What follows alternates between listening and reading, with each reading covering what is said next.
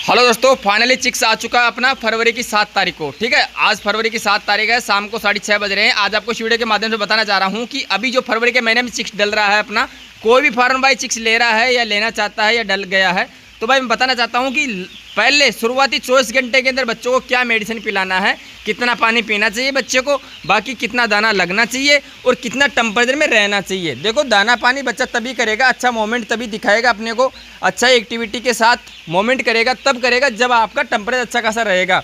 तो भाई पहले 24 घंटे के अंदर टेम्परेचर कितना रहना चाहिए वो आपको मैं समझा देता हूँ एक बार। अगर आपके पास इस टाइप का अगर टेम्परेचर है तो उसमें अच्छा खासा समझ में आ जाता है। तो चलो मैं थोड़ा सा उजाले लेके चलता हूँ उसको आपको समझाने के लिए। तो अभी देख सकते हो दोस्तों 34.6 सेल्सियम डिग्री। ठीक है, अगर यहाँ पर आप फ़ारेनहाइट करना चाहते हो तो इसके पीछे एक बटन है, उससे आप फ़ारेनहाइट में भी ला सकते हो। तो अगर सेल्सियम की बात करें दोस्तों तो ये है ना 30 से नीचे नहीं आना चाहिए। अभी समय 11 बज रहा है रात का, ये देख सकते हो 11:02 हुआ है। तो भाई ये जो टेम्परेचर है ना ऊपर वाला, इसको टेम्परेचर बोलते हैं, ये 34.6 सेल्सियम में। तो ये रहना चाहिए दोस्तों अपना 30 से 35 के अंदर, 30 से 35 के अंदर दोस्तों ध्यान रखना है। अगर ज़्यादा टेम्परेचर दे दिया बच्चों को तो खाना पीना बंद कर देंगे, बिल्कुल ही बंद कर देंगे। वो चल जाएंगे स्टेज में बच्चा, मतलब गर्मी से परेशान हुआ बच्चा, ना तो पानी पीता है ना दाना लेता है। ध्यान रखना इस चीज़ का। अभी बच्चा वोमिट कर रहा है, वो सही कर रहा है, ये देख सकते हो आप, बिल्कुल अच्छा कर रहा है, पूरा बिखरा हुआ है, दाना भी ले रहा है, पानी भी पी रहा है। ठीक है, जैसे जैसे आपको वीडियो में नज़र आ रहा है। अगर दोस्तों ये 30 से नीचे आ जाता है, 27 पे आ जाता है, 28 पे आ जाओ, 26 पे आ जाओ या 25 पे आ जाता है यहाँ पर ये गिनती सेल्सियम वाली, तो भाई फिर बच्चा दाना पानी करना छोड़ देता है। वो कैसे छोड़ता है? देखो, अगर टेम्परेचर बढ़ता है तो बच्चा पूरा बिखरा हुआ बैठा रहता है, पर वो दाना पानी छोड़ देता है क्योंकि उसको गर्मी लगती है भयंकर, सांस लेने में उसको बहुत मुसीबत आती है। तो इसलिए वो स्टेज में चला जाता है बच्चा, पानी नहीं पिएता है, बार बार पानी नहीं पिएगा या दाना नहीं लेगा तो उसकी इम्यूनिटी डाउन हो जाएगी और एक्टिविटी बिल्कुल लो हो जाएगी। ठीक है, इसलिए बोलता हूँ मैं आपको कि भाई टेम्परेचर हाई भी नहीं करना है। ठीक है, और लो में क्या होता है, लो में बच्चा दोस्तों सिकुड़ के बैठता है, मतलब कोने में बैठेगा या इकट्ठा होकर बैठ जाएगा, दब के मोडल्टियाँ की शिकायत आ जाएगी। पर दोस्तों ये चीज़ें आपको हर एक पोल्ट्री फार्म को ध्यान रखना है कि जो शुरुआती 24 घंटा है ना, उसका टेम्परेचर 30 से 35 तक रहना ही रहना है। 35 से 36 हो जाए चलेगा, 30 से 29 आ जाएगा तो चलेगा, पर इससे कम आएगा तो नहीं चलेगा, इससे 35 से ऊपर चला जाओ, 36 से ऊपर चला गया तो नहीं चलेगा फिर। ठीक है ना, इस चीज़ का ध्यान रखना है। फ़ारेनहाइट की बात करें दोस्तों तो अपना वही 85 से 95 के बीच में रहना चाहिए। अब 85 की जगह अगर आप 83-82 ले जाओगे तो चलेगा, पर इससे ज़्यादा अगर 80 से नीचे चला गया तो आपका बच्चा एकदम पूरा मतलब मोमेंट करना बंद कर देगा और हडलिंग वाली मोडल्टियाँ दिखा देगा, यानी कि दब के मरने वाली मोडल्टियाँ दिखा देगा। अगर आपको रात में नींद आ गई 2-4 घंटे के लिए या 6 घंटे के लिए आप सो गए तो आपके बच्चे भी सो गए, ये समझ लेना। ठीक है, आप जैसे सुबह हाथ गालोगे बच्चों में, जहाँ पर भी हाथ गालोगे वहाँ पर आपको मोडल्टियाँ 100% मोडल्टियाँ मिलेगी। समझ रहे हो मेरी बात को दोस्तों? तो नोटिस रखना इस चीज़ का, मतलब इस चीज़ को नोटिस करना है कि भाई अपने बच्चों को टेम्परेचर इतना ही देना है। अब इतना टेम्परेचर लाने के लिए दोस्तों आपको करना क्या होगा, देखो पूरा पैकिंग पे ध्यान रखना होगा। साइडों के त्रिपाल है, ये डबल की जगह टिबल कर रखा हूँ मैं। एक तो जाली के बाहर जो पर्दा लग रहा है पैराशूट वाला वो लग रहा है, एक अंदर पीला लग रहा है, एक बाहर पीला लग रहा है, ऐसे करके 3 इधर है 3 ही इधर है, मतलब दोनों साइड टिबल है। दूसरी बात, ऊपर सीलिंग है, पूरी पैकिंग अच्छी खासी कर रखा हूँ मैं। नाइट के समय पैकिंग अच्छी खासी करना है, दिन में अगर धूप हो जाए अच्छी खासी तो इसको खोल देना है ताकि अपना गैस निकल जाए। ठीक है, पर रात में नहीं खोलना है, पहले 24 घंटे के अंदर। दूसरे दिन की बात करें तो दूसरा दिन मैं अगला वीडियो के अंदर बता दूंगा। बाकी जो साइड वाली जो अपने चौड़ाई में है ना, ये जो क्रॉसिंग बोलते हैं दोस्तों इसको, तो इधर भी मैंने डबल टिबल कर रखा है ताकि हवा डायरेक्ट नहीं आए। पहले में हवा टकराएगी रुकेगी, दूसरे में आके बिल्कुल कम हो जाएगी, तीसरे में आके बंद हो जाएगी। तो ऐसे करके टिबल पर्दा लगा रखा हूँ इधर। उधर की बात करें, उधर है फार्म का पूरा एरिया, तो उधर की बात करें उधर भी अपना टिबल पर्दा लग रहा है। मैं बीच वाली गैलरी के अंदर सोता हूँ दोस्तों, बच्चे के अंदर नहीं सोता हूँ। हाँ, सोने का ये है कि अगर सोना है तो आधे घंटे से ज़्यादा नहीं सोना अपने को, आधा से 1 घंटा। अगर आपको बार बार नींद लग रही है तो भाई अलार्म बन लो आधा 1 घंटे का, मोबाइल में हर आधा घंटे का अलार्म बन लो ताकि आपको चेत रहे, मतलब सोए नहीं। ठीक है ना, तो ध्यान रखना है, टेम्परेचर है मेन। तो मेन टेम्परेचर का ध्यान तभी रख पाओगे आप जब पूरी रात आप जग पाओ। समझ रहे हो मेरी बात को? तो ये तो हो गया दोस्तों अपना मतलब टेम्परेचर का। अब बात करें दोस्तों कि बच्चों को शुरुआती 24 घंटे के अंदर क्या देना है, वो आपको मैं बता देता हूँ। ठीक है, अगर आप बच्चों के अंदर रहोगे फुल टेम्परेचर के अंदर तो आपका भी गला ख़राब हो सकता है। ठीक है, अगर आप अंदर बाहर हो जाओगे नाइट के समय तो वो भी आपके लिए हानिकारक है। आपका मतलब जुकाम बन जाएगा या बुखार भी हो सकता है। तो भाई अगर टेम्परेचर में आप रह रहे हो तो टेम्परेचर के हिसाब से आपको बीच वाली गैलरी के अंदर ही रहना है। जैसे मैं चारपाई लगा रखा हूँ इस पर्दे के पीछे ही, ठीक है। उसके मेरी चारपाई के आगे भी दोस्तों तिबल मतलब डबल पाल लग रहा है, डबल क्रॉसिंग लग रही है, उधर की हवा बिल्कुल भी नहीं आती है। समझ रहे हो मेरी बात को। तो भाई खुद को भी टेम्परेचर में अपने को मेंटेन में रखना है। ऐसा नहीं कि एक बार टेम्परेचर एक बार बिल्कुल डाउन में, ऐसा नहीं है, ठीक है। ऐसा थोड़ा ध्यान रखना है अपने ऊपर भी। अगर खुद बीमार हो जाओगे तो बच्चों को कैसे संभाल पाओगे। तो इसलिए बोल रहा हूँ दोस्तों आपको कि भाई आपको भी सही तरीके से रखना है, वरना गला बंद हो जाएगा, जुकाम हो सकता है। उसके अंदर मैं गलती कर रहा हूँ तो मेरे भी हो सकता है दोस्तों, ये कोई बड़ी बारी बात नहीं है, ठीक है ना। तो इसलिए खुद की सेफ्टी फिर बच्चों की सेफ्टी। अब बात करें पानी पिलाने के अंदर, तो भाई शुरुआती 8 से 10 घंटे के लिए आपको लगाना होगा गुड़, सिरका और मीठा सोडा।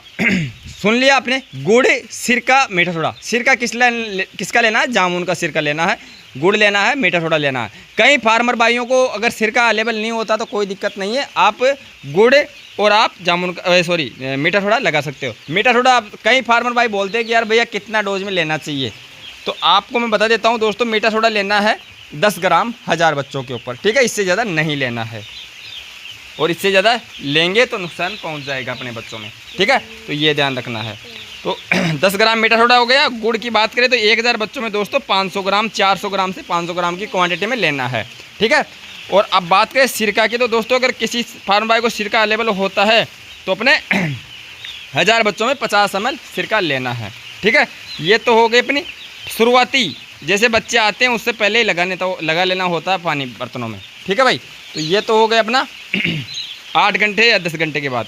उसके बाद दोस्तों कई फार्मर तो क्या करते हैं कि मतलब सादा पानी पिलाते हैं, कई फार्मर क्या करते हैं कि वापस से गुड़ को रिपीट करते हैं, कई फार्मर क्या करते हैं कि एंटीबायोटिक पिलाते हैं। तो कौन सा सही है दोस्तों? तो आपको मैं बताना चाहता हूँ दोस्तों कि जैसे पहला बार मतलब शुरुआती 10 घंटे में अगर बच्चा गुड़ का पानी पिया है ना, तो दोबारा गुड़ का पानी मत देना आप, ये ध्यान रखना है, ठीक है। फिर आपको अगर आना है तो एंटीबायोटिक पे आ जाइए, एंटीबायोटिक पे नहीं आना है तो ओनली 4 घंटे के लिए आप सादा पानी पे आ जाइए बच्चों के लिए, ठीक है। पर ऐसा नहीं है कि पहले गुड़ का पानी पी चुका है फिर से आप गुड़ का पानी दे दो बच्चों के अंदर, ठीक है ना भाई। तो या तो 4 घंटे के लिए सादा पानी दे दो या फिर एंटीबायोटिक लगा दो आप 8 से 10 घंटे का, ठीक है। 8 से 10 घंटे के बाद एंटीबायोटिक देने के बाद फिर आप मतलब गुड़ लगा सकते हो बच्चों को। 2 दिन तक लगातार गुड़ लगा दो और 2 दिन या 3 दिन आप एंटीबायोटिक लगा दो। ये अच्छी खासी डोज रहती है बच्चों के लिए।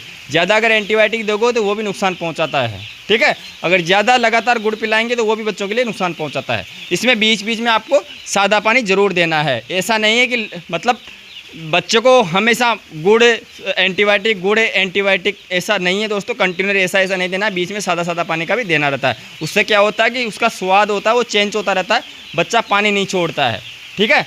अगर कंटिन्यू आप जैसे ये गुड़ लग गया, अब फिर से अगर गुड़ का पानी लगाओगे तो उसमें क्या होगा दोस्तों कि जितना बच्चे को पानी पीना चाहिए वो पानी नहीं पी पाएगा। अगर पानी पहले शुरुआती 24 घंटे में बच्चा पानी नहीं सही तरीके से पिया तो उसकी आंत क्लियर नहीं होगी, फिर योग की परेशानी आएगी, ठीक है ना। वो जर्जी है ना जो मतलब पीली वो छटेगी नहीं, बिल्कुल आंत क्लियर नहीं होगी। तो उसके लिए दोस्तों फिर अलग से अपन मतलब नीरी शैम्पू का उपयोग करते हैं, वो पेपर हटाते हैं तब। तो उससे पहले आपको बता देता हूँ कि वो कोई ज़रूरी नहीं है कि दोस्तों कि वो लगाना ज़रूरी है। उससे पहले आपको ये ध्यान रखना है कि बच्चे को ज़्यादा से ज़्यादा क्वांटिटी में पानी पिलाना चाहिए। जैसे कि आपको मैं बता देता हूँ दोस्तों कि 1000 बच्चों को कितना पानी पीना चाहिए शुरुआती 24 घंटे के अंदर। 40 से 45 लीटर पानी पीना चाहिए दोस्तों 1000 बच्चों को 24 घंटे के अंदर, ठीक है। आप 12-12 घंटे का जो पानी लगाते हो वो काउंटिंग कर लेना, आपका 40 से 45 लीटर पानी होना चाहिए, कम नहीं होना चाहिए। भले ही आप बढ़ा के पी सकते हैं बच्चे, ठीक है ना, इतना ध्यान रखना है। अब मेरे पास दोस्तों बच्चे कितने आए वो भी आपको मैं बता देता हूँ। बच्चे आए भाई 60 की तो भर्ती थी, 215 अपनी करेट थी, ठीक है। 60 की भर्ती 215 करेट थी, तो ऐसे करके 12,900 बच्चे आए थे। उसमें से मैंने छांट के जो ग्रेडिंग होता है उसका मतलब 25% दिया हूँ। 25 ओनली 25 दोस्तों। गई बार मैंने 2,500 बच्चा दिया था, वही 12-13 हज़ार में से अब की बार ओनली 25 बच्चा वापस दिया हूँ। मतलब जो ग्रेडिंग करने के बाद दिया हूँ, वीक बच्चे को 2-5 मॉडलिटी थी, बाकी वीक बच्चे थे, ठीक है। तो ऐसे करके अपने पास 12,875 बच्चा रिसीव हुआ है, ठीक है ना।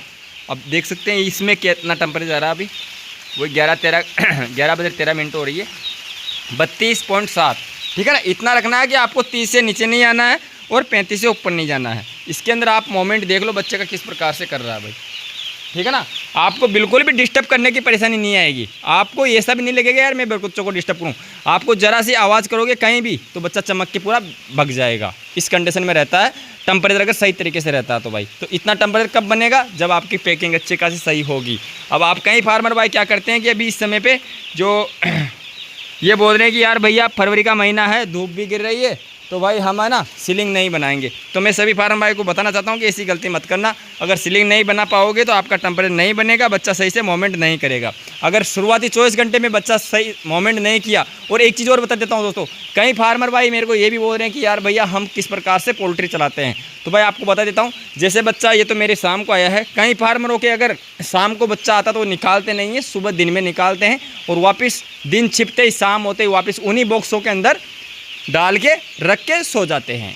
तो ऐसी गलती नहीं करना है, वो बच्चा ग्रोथ नहीं लेता है, वो सही से वजन नहीं लेता है। आप देख लेना, वो FCR बढ़ाता है। बाकी आप 35 दिन के अंदर उससे 2100-2200 ग्राम की आस करें तो वो नहीं ले पाएगा, वो आपका 1600-1700-1800 ग्राम ही वज़न लेगा। ये आप नोटिस रख लेना, ठीक है। इसलिए मैं आपको बोलता हूँ कि भाई आपको अगर पोल्ट्री चलानी है, इस लाइन में काम ही करना है तो सही तरीके से करो। और 24 घंटे चलता है इसके अंदर। बच्चे के दोस्तों 1-1 मिनट काउंटिंग होती है एवरेज के अंदर, जो बच्चा एवरेज लेता है इसमें 1-1 मिनट काउंटिंग होती है इसके लिए, ठीक है।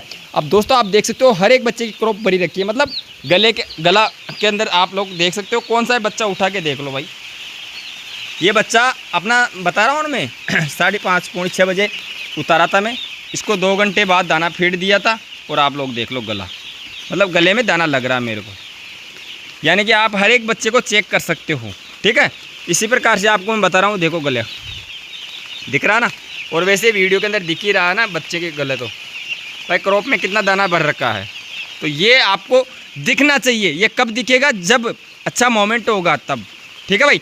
अच्छा मोमेंट होगा तभी तो गला भरेगा। अब अच्छा मोमेंट कब होगा, जब बच्चा सही टेम्परेचर के अंदर रहेगा। तो सही टेम्परेचर बनाने का दोस्तों तरीका, अब आप ये सोचोगे यार अचानक से टेम्परेचर कैसे बने, भाई अचानक से नहीं बनता। बच्चे आने से पहले ही अपने को ये सारा चीज़ चालू करना होता है। अब भाई मेरे पास भट्टी है तो मैं भट्टी चला देता हूँ। जैसे बच्चा आता तो उससे 1 से 1.5 घंटे पहले, ठीक है। तो 1 से 1.5 घंटे पहले चला दोगे तो आपका जब बच्चा लेते हो तो वो क्या क्रॉसिंग है, जो उसको अंदर हवा आ जाती है तो वो थोड़ा ठंडा पड़ता है। पर जैसे बच्चे अंदर आ गए पूरे तो वापस पैकिंग कर दो ताकि टेम्परेचर जल्दी से बन जाए अपना, ठीक है, और डाउन ना पड़े। तो इस चीज़ का आपको ध्यान रखना है। आपका अगर टेम्परेचर अच्छा खासा रहेगा तो बच्चा भी 24 घंटे में एक्टिविटी और मोमेंट अच्छा खासा करेगा। ऐसे ही आप अगर कंटिन्यू करते रहोगे, बच्चे के अंदर सही तरीके से मोमेंट करवाते रहोगे तो आपका 1 वीक के अंदर 250 ग्राम 240 ग्राम आ जाएगा आसानी से। और बाकी अगर सही तरीके से मोमेंट नहीं किया बच्चा तो आपका वज़न कितना रहेगा, 160 ग्राम 170 ग्राम 180 ग्राम, ठीक है। काफ़ी फ़र्क पड़ जाता है 1 वीक के अंदर दोस्तों, ठीक है ना। तो भाई उम्मीद करता हूँ आप लोगों से, आशा रखता हूँ कि जो मैं आपको जानकारी दिया हूँ वो आपको अच्छी तरीके से समझ में आया होगा, अच्छा लगा होगा। अच्छा लगा दोस्तों लाइक करना, ज़रूरतमंदों को ये चीज़ शेयर जरूर मार देना, ताकि कई फार्मर भाई नए होते हैं वो इतना सब कुछ नहीं जान पाते हैं और वो हर बार मतलब फार्मिंग से मतलब नुकसान ले बैठते हैं, मतलब नुकसान ले लेते हैं। अब नुकसान लेने का आपको मैं बता देता हूँ तरीका दोस्तों। इसमें कोई फिक्स रेट तो है नहीं भाई आपको इतना ही कमाना है, इसका कोई फिक्स नहीं है।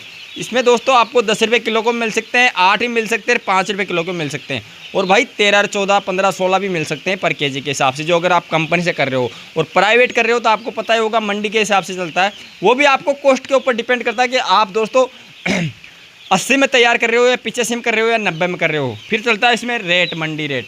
जैसे 100 में तैयार हुआ तो आपको 20 से 25 रुपये का मुनाफा हो जाता है, कहीं के 10 रुपये का मुनाफा हो जाता है, किसी का 5 रुपये का भी मुनाफा हो जाता है, और किसी को ना मतलब रिकवरी भी चुकानी पड़ जाती है, मतलब घर से भी लगाना पड़ जाता है पैसा। तो प्राइवेट वालों का तो दोस्तों सिस्टम ही अलग है।